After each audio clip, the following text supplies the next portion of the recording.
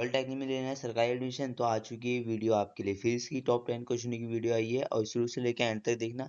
Part 3 आ चुका है, इससे पहले अगर पार्ट 2 या 1 नहीं देखा तो वो जाके देखिए। ठीक है, चलिए स्टार्ट करते हैं। शुरू से लेकर एंड तक सारे इंपोर्टेंट क्वेश्चन की पीडीएफ रहेगी आपकी आज ही, तो बने रहिए तैयारी में। तो स्टार्ट करते हैं सबसे पहले क्वेश्चन के साथ आपके स्टूडेंट। सबसे पहला क्वेश्चन हमारी स्क्रीन पे ये है कि यदि किसी माध्यम में प्रकाश की चाल 1.5 इंटू 10⁸ मीटर पर सेकेंड है तो उस माध्यम का अपवर्तनांक, ठीक है, रिफ्रैक्टिव इंडेक्स क्या होगा। तो if the speed of light in a medium is 1.5 into 10⁸ metre per second, what is the refraction index of that medium. ठीक है, चार ऑप्शन हो जाएंगे यहाँ पर हमारे। ऑप्शन ए यहाँ पर 2.0, ऑप्शन बी आपके सामने 1.5, ऑप्शन सी है 1.33 और ऑप्शन डी है 2.5। ठीक है, तो यहाँ बताना था आपको कि माध्यम में प्रकाश से अगर इतनी है तो उसका जो है माध्यम का अपवर्तनांक क्या होगा। ठीक है, तो सब चीज़ देर का हमको देखते हैं इसका आंसर क्या है इस क्वेश्चन का। इस क्वेश्चन का आंसर जो है आपका ऑप्शन ए है। ऑप्शन यहाँ पर सही जाएगा कि 2.0 जो रहेगा इस माध्यम का जो है अपवर्तनांक रहेगा। क्यों रहेगा? क्योंकि अपवर्तनांक का फॉर्मूला आपको पता है, निर्वात की चाल बट्टा माध्यम में चाल। निर्वात की चाल आपको पता है 3 इंटू 10⁸। ठीक है, 10⁸ हो जाएगा यहाँ पर आपका।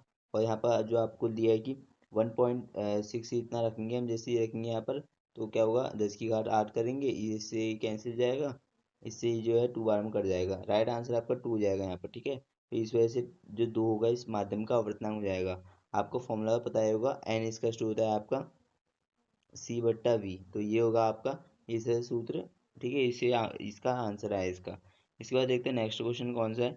नेक्स्ट क्वेश्चन भी काफ़ी इंपॉर्टेंट है आपका। ये क्वेश्चन कह रहा है आपका कि यहाँ पर एक तार का प्रतिरोध अगर आर है तो इसकी खींच कर इसकी लंबाई दोगुनी कर दी जाए तो इस प्रतिरोधकता पर क्या असर पड़ेगा। ठीक है, a wire has resistance R if it is stretched to double its length, what will be effect on resistivity. तो यहाँ पर आपके चार ऑप्शन होंगे, इन चारों ऑप्शनों को देखते हैं। ठीक है, पहला ऑप्शन आपका यहाँ पर रखा गया है कि दोगुनी हो जाएगी। ऑप्शन भी आपके सामने की आधी हो जाएगी। ऑप्शन सी आपके सामने 4 गुनी हो जाएगी। या ऑप्शन डी जो है अपवर्तित रहेगी। ठीक है, तो ये क्वेश्चन है आपका और जो चार ऑप्शन है। तो अगर आपने चैनल को सब्सक्राइब नहीं किया और प्रीवियस वीडियो नहीं देखी है, ठीक है, सारे जो आपके सब्जेक्ट है सबकी वीडियो डाल रहा हूँ मैं, तो आप लोगों को सबको देखना है सारी वीडियोज़ को।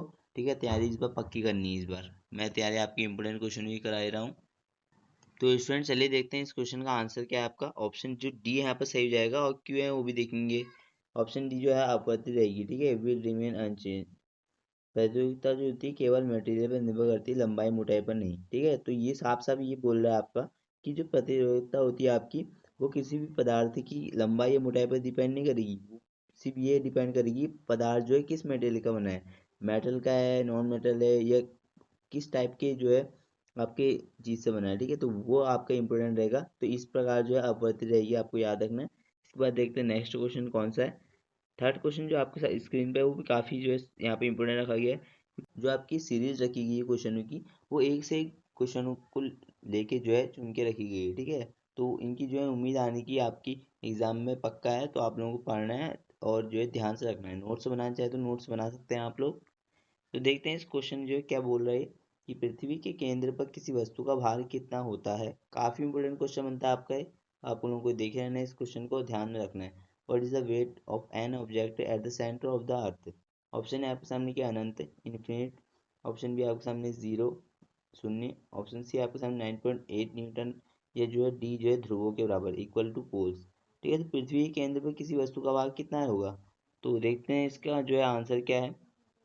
है वो आपको पता होगा ही वैसे।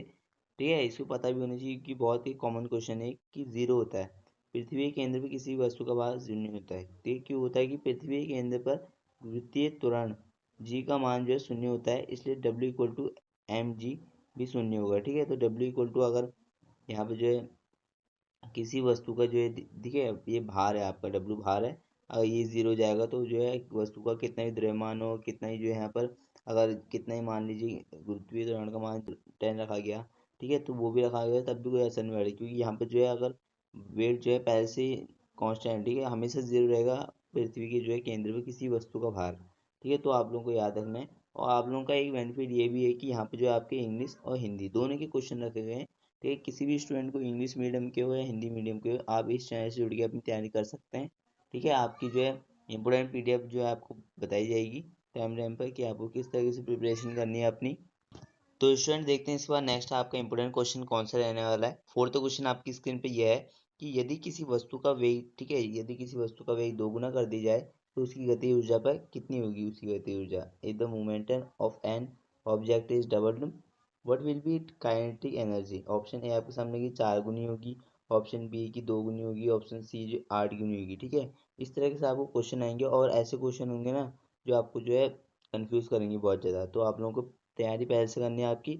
न्यूमेरिकल की क्लासेस भी आएंगी आपकी, आप वेट करिए थोड़ा सा बस, ठीक है, आपको जल्दी मिलेंगी क्लासेस। आप लोग जो है तब तक इन एमसीक्यू वाली क्लासेस को जो है ध्यान से देखिए। ऑप्शन जो दिया है आपके सामने ये कोई बदलाव नहीं, ठीक है। ऑप्शन जो ए है वो आपका यहाँ पर सही हो जाएगा कि 4 गुनी गति ऊर्जा जो है K equal to P square upon 2m होती है। ठीक है, इसका सूत्र होता है आपको पता होगा, K equal to P square upon 2m ही होता है। इसलिए जो है संवेग को दोगुना करने पर जो होगी आपकी, ठीक है, ऊर्जा जो होगी 4 गुना हो जाएगी। आपको याद रखना है, अगर संवेग जो है आपका दोगुना करेंगे तो ऊर्जा जो है 4 गुना हो जाएगी। अब कैसे होगी वो भी देखते हैं।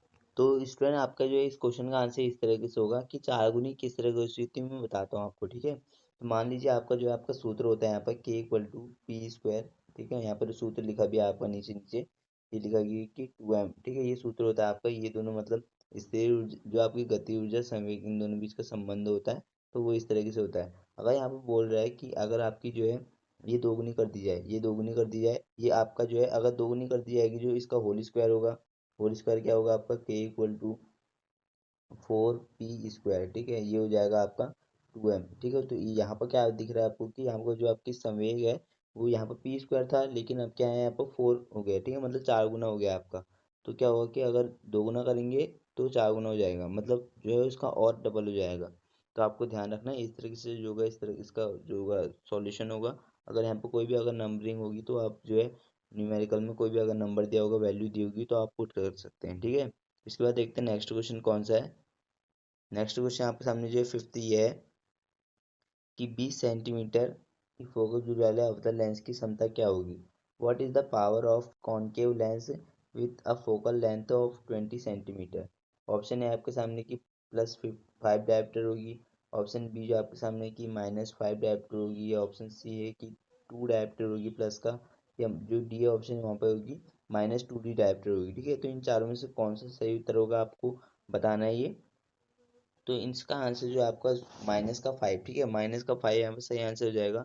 कैसे होगा वो देखते हैं। ठीक है, तो पहले इसका एक्सप्लेनेशन भी पढ़ लेते हैं। P equal to 1/f। ठीक है, मीटर में होगी फोकस दूरी, याद रखना है। ये आपका जो है शक्ति का सूत्र होता है किसी भी लेंस की, और अवतल लेंस की फोकस दूरी जो होती है हमेशा नेगेटिव होती है।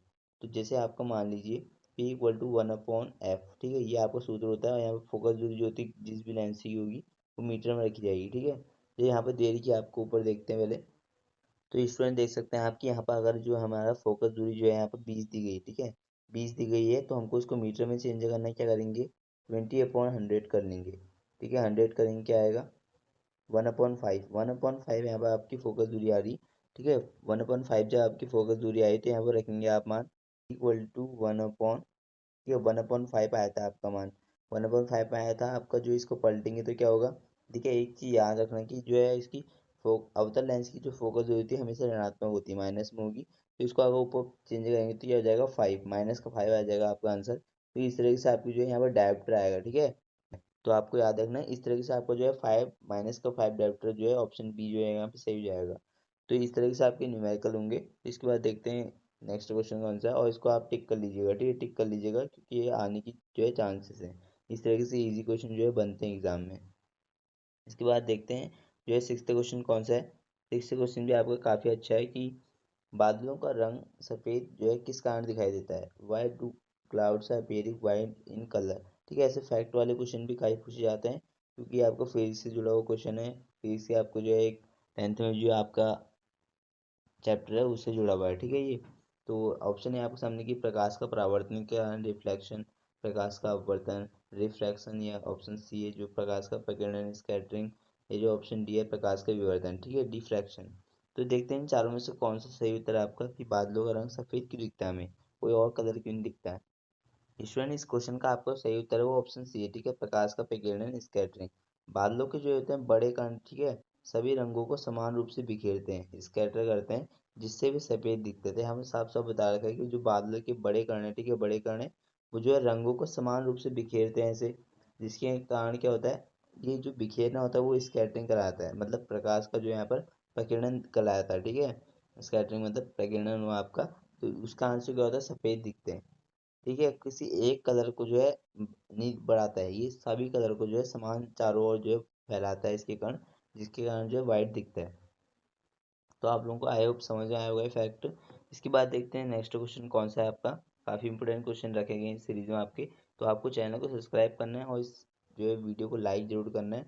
बाकी कोई आपका जो सवाल हो इस वीडियो से जुड़ा हुआ कमेंट में पूछ लीजिए, ठीक है। और ज़्यादा से ज़्यादा शेयर करिए। पॉलिटेक्निक स्टूडेंट जो है जो भी तैयारी करें 2026 में, उन लोगों को सरकारी सीट दिलाने के लिए जो है यहाँ पर जो है तैयारी कराई जा रही है। तो इसके बाद जो 7 क्वेश्चन ये है कि सोनार में किन तरंगों का उपयोग किया जाता है, विच वेव्स आर यूज्ड इन सोनार।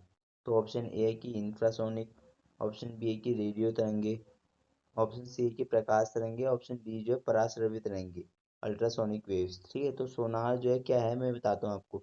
सोनार का यूज है बेसिकली, मतलब इस जगह पे किया जाता है कि समुद्र के नीचे जो है समुद्र की गहराई मापने के लिए, या समुद्र के नीचे कोई भी वस्तु है तो कितनी दूरी पे है, कितनी गहराई पे है, उसको जो है पता करने के लिए यूज़ किया जाता है, ठीक है। तो ये आपका सोनार का यूज होता है, काफ़ी जो है ये महत्वपूर्ण जो है चीज़ है, जिससे जो है समुद्र की जो है गहराई मापी जाती है। इसमें क्या करते हैं कि ठीक है, सोनार को जैसे ही समुद्र का लेवल है, सी लेवल है यहाँ पर आपका, यहाँ से जो है सोनार की जो है इस यंत्र से आपके तरंगे भेजी जाती है नीचे। और वो तरंगे जो है जब कोई अगर मान लीजिए ऑब्जेक्ट, ठीक है, समुद्र में कोई चीज़ बीच में तो रहेगी नहीं, या तो नीचे चल जाएगी या तो ऊपर रहेगी। अगर नीचे कोई चीज़ रहेगी तो ये जो इससे वेव निकलेंगी वो जाएंगी और इससे जो है टकरा के वापस जाएंगी। तो इससे पता लगा जाता है कि कितनी दूरी पर टकराई है वो वेव्स और वापस आ गई। तो उस हिसाब से जो है इसकी जो है लेंथ जो है मापी जाती है, कितनी जो है डीपेस्ट गहराई है जो है इस जो है समुद्रों की, ठीक है। इस तरह से मापते हैं इसे। देखते हैं कि ऑप्शन जो है कौन सा सही है यहाँ पर। पराश्रवित रंगों का यूज़ किया जाता है, ठीक है, यहाँ पर अल्ट्रासोनिक वेव्स का यूज़ किया जाता है, क्योंकि स्टूडेंट जो है उच्च आवृत्ति की हाई फ्रिक्वेंसी की होती है, जिसके कारण जो है पराश्रवित रंगे पानी में गहराई जो है माप सकती हैं, ठीक है। तो इस कारण जो है इस तरंगों का यूज़ किया जाता है। इस जो है इस जरूरी बात है आपकी, इस क्वेश्चन को जो आपको स्टार देना है, क्योंकि काफ़ी क्वेश्चन की जो है चांसेस हैं। तो आपका इंपोर्टेंट क्वेश्चन, ठीक है, इस बार का ये।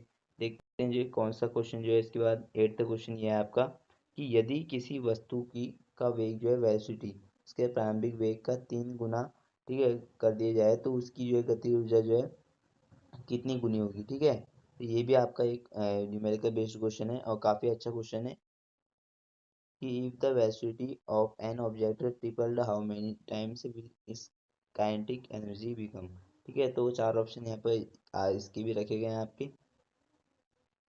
देखते हैं चारों ऑप्शनों को। ऑप्शन ए जो है यहाँ पर आपका कि 3 गुनी हो जाएगी, ऑप्शन जो बी है 6 गुनी, ऑप्शन सी जो है 9 गुनी हो जाएगी, ऑप्शन डी 27 गुनी, ठीक है। तो चलिए इसको जो है सॉल्व करते हैं और इसका आंसर भी देखते हैं। इसका आंसर जो है आपका ऑप्शन सी जाएगा। ऑप्शन सी जो यहाँ पर सही जाता है, ये 9 गुनी हो जाएगी, ठीक है। तो गति ऊर्जा का सूत्र आपको पता होगा, काइनेटिक एनर्जी का हाफ एम बी स्क्वायर होता है, जहाँ जो होती है ऊर्जा जो है वेग के जो है वी स्क्वायर होता है, ठीक है। मतलब वेग का जो है यहाँ पर वर्ग किया जाता है, स्क्वायर किया जाता है, ठीक है, इसके समानुपाती होती है। तो इसलिए अगर वेग जो है अगर 3 गुना करेंगे तो कितनी हो जाएगी, 9 गुना हो जाएगी। कैसे, मान लीजिए यहाँ पर जो है equal to half M V, ठीक है, एम वी स्क्वायर ये दिया गया है। मान लीजिए हमने जो है वेग को यहाँ पर 3 लिख दिया, 3 लिख दिया वेग को, वेग की अगर जगह यहाँ पे 3 लिख दिया हमने तो क्या होगा, 3 का स्क्वायर हो जाएगा, ठीक है। तो इस तरह से क्या होगा, वेग जो है आपका यहाँ पर के इक्वल टू क्या हो जाएगी, हाफ एम, और इसका जो है यहाँ पर 9 हो जाएगा, स्क्वायर होगा, ठीक है। इस तरीके से आपको जो है 9 गुना हो जाएगा ऊर्जा, ठीक है। तो यहाँ पर जो है 9 गुना ऊर्जा हो जाएगी आपकी। तो देखते हैं इस पर नेक्स्ट क्वेश्चन कौन सा आपका। 9th कि फ्यूज तार का जो गलनांक होना चाहिए वो कितना होना चाहिए, ठीक है। फ्यूज तार का जो गलनांक होना चाहिए, मेल्टिंग पॉइंट कितना होना चाहिए। What should be melting point of a fuse wire. तो ऑप्शन है हमारे सामने कि बहुत कम वेरी लो, ऑप्शन बी कि बहुत उच्च होना चाहिए, सी मीडियम होना चाहिए, या फिर अनंत होना चाहिए, ठीक है। तो फ्यूज तार आपको पता होगा, फ्यूज तार क्या होता है। फ्यूज तार जो होता है घरों में यूज़ किया जाता है नॉर्मली, कि मतलब जैसे मान लें कि मेन जो सप्लाई है वो पावर की, वहाँ से जो है जब डायरेक्ट कोई बोट या इसके द्वारा जो है कोई भी उपकरण जुड़े होते हैं, ठीक है, उनको बचाने के लिए, ताकि जो है वो जो है डैमेज ना हो। तो यहाँ पर जैसे मान लीजिए इस जगह पे एक फ्यूज वायर लगा होता है, बोर्ड पे लगा होता है मेनली तो वैसे, ठीक है। उस पर क्या होता है कि इस तरह की संरचना होती है, उसकी संरचना इस तरह से होती है, और उस पर बीच में एक तार लगा होता है, एक तार लगा होता है, देख सकते हैं अभी। और वो तार क्या होता है कि इस तरीके से इस में जो मतलब मेनली तो तांबे का बनाया जाता है, ठीक है। तो तांबे का बनाया जाता है ताकि जो है उसका मेल्टिंग पॉइंट कम हो, ठीक है। तो और जो है ज़्यादा वोल्टेज ना पाए और जो ज़्यादा पावर ना पाए, जिससे उपकरण ख़राब ना हो। तो इसका आंसर भी देख लेते हैं हम इसके साथ। आंसर जो है इस क्वेश्चन का है कि ऑप्शन ए कि बहुत कम, बहुत कम होना चाहिए, ठीक है। मेल्टिंग पॉइंट बहुत कम होगा, ऑप्शन ए, तभी जो होगा इसका जो है सही जो है उपयोग रहेगा। कम गलनांक होने पर अधिक करंट आते ही तार पिघल जाएगा और घर के उपकरण जो है बच जाएंगे। तो ये इसका राइट आंसर है, और ये काफ़ी इंपॉर्टेंट क्वेश्चन है, तो इसको स्टार लगा दीजिए, ठीक है। इसके बाद देखते हैं कि कौन सा जो है क्वेश्चन नेक्स्ट। 10th क्वेश्चन भी जो है काफ़ी इंपॉर्टेंट है। ये क्वेश्चन है कि रॉकेट किस सिद्धांत पर कार्य करता है। Option on which principle does a rocket work. Option A जी ऊर्जा संरक्षण, तो ऑप्शन बी है कि संवेग संरक्षण, कंजर्वेशन ऑफ मोमेंटम, द्रव्यमान संरक्षण, मास कंजर्वेशन, या बर्नौली प्रमेय, ठीक है। तो देखते हैं इसका कौन सा है जिसका राइट आंसर। इस क्वेश्चन का जो राइट आंसर है आपका ऑप्शन बी। ऑप्शन बी यहाँ पर सही जाता है कि संवेग संरक्षण के सिद्धांत पर कार्य करता है। और किस तरीके से करता है कि रॉकेट पीछे की ओर को गैस छोड़ता है, जिससे उसे आगे की ओर को संवेग मिलता है, ठीक है। तो यहाँ पर संवेग संरक्षण हो रहा है, मतलब जो है जितनी संवेग से वो आगे की ओर जा रहा है उतनी संरक्षण से उतनी जितनी संवेग से वो आगे की ओर जा रहा है उतनी संवेग से पीछे की ओर, ठीक है, गैस छोड़ रहा है। तो इस तरीके से जो है संवेग संरक्षण का सिद्धांत यहाँ पर जो है लगेगा। तो आई होप जो है आपको सारे क्वेश्चन समझ में आ गए होंगे, ठीक। तो आज हमने, ठीक है, 10 क्वेश्चन करे हमने इम्पोर्टेंट, तो सभी आपको समझ में आ गए होंगे। तो चैनल को सब्सक्राइब करने के साथ साथ बेल आइकन को ऑल पे सेट रखें, और जो प्रीवियस वीडियो हमारी वो देख सकते हैं आप, ठीक है। तो तैयारी के लिए तो ज़्यादा से ज़्यादा शेयर करिए। कोई भी डाउट हो इस वीडियो से रिलेटेड, ठीक है, तो कमेंट में पूछ सकते हैं आप। तब तक के लिए मिलते हैं नेक्स्ट वीडियो में, तब तक के लिए जय हिंद।